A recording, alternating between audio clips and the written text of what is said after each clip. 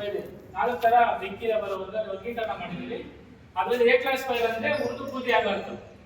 Material like ಮರ ಮತ್ತೆ paper plastic ಇವೆಲ್ಲ ಎ ಕ್ಲಾಸ್ ಫೈರ್ ಉರ್ದಿ ಬೂದಿ ಆಗುತ್ತೆ. Next B class fire oil fire ನ ಬಿ ಕ್ಲಾಸ್ ಫೈರ್ ಅಂತ ಹೇಳ್ತೀವಿ. ಪೆಟ್ರೋಲ್, ಡೀಸೆಲ್, ಪೇಂಟ್ ಇವೆಲ್ಲ ಬಿ ಕ್ಲಾಸ್ ಫೈರ್ ಬರುತ್ತೆ, ಆಯಿಲ್ ಫೈರ್ ಬರುತ್ತೆ. ಸಿ ಕ್ಲಾಸ್ ಫೈರ್ ಬಂದ್ಬಿಟ್ಟು gas fire, CNG gas, LPG gas ಮನೇಲಿ ಯೂಸ್ ಮಾಡೋದು ಇವೆಲ್ಲ ಗ್ಯಾಸ್ ಫೈರ್ ಬರುತ್ತೆ. ಡಿ ಕ್ಲಾಸ್ ಬಂದ್ಬಿಟ್ಟು ಎಲೆಕ್ಟ್ರಿಕಲ್ ಮತ್ತೆ ಮೆಟೀರಿಯಲ್ ಫೈರ್ ನ ಡಿ ಕ್ಲಾಸ್ ಅಂತ ಇದು ಮಾಡ್ತೀವಿ. ಡಿ ಕ್ಲಾಸ್ ಫೈರ್ ಅಲ್ಲಿ ಕಬ್ಬಿಣ, ಅಲ್ಯೂಮಿನಿಯಂ ಈ ತರ ಮೆಟೀರಿಯಲ್ ಫೈರ್ಸ್ ಬರ್ತವೆ. ಇದನ್ನ ಕ್ಲಾಸಿಫಿಕೇಶನ್ ಮಾಡಿರೋದು ಅದು ಬೆಂಕಿ ಉರಿಯೋ ಇದ್ರ ಮೇಲೆ ಮತ್ತೆ ಅದನ್ನ ಆರ್ಸೋ ಮಾಧ್ಯಮಗಳಾದ ಮೇಲೆ 4 ಫೈರ್ ನ ಕ್ಲಾಸಿಫಿಕೇಶನ್ ಮಾಡಿದೀವಿ.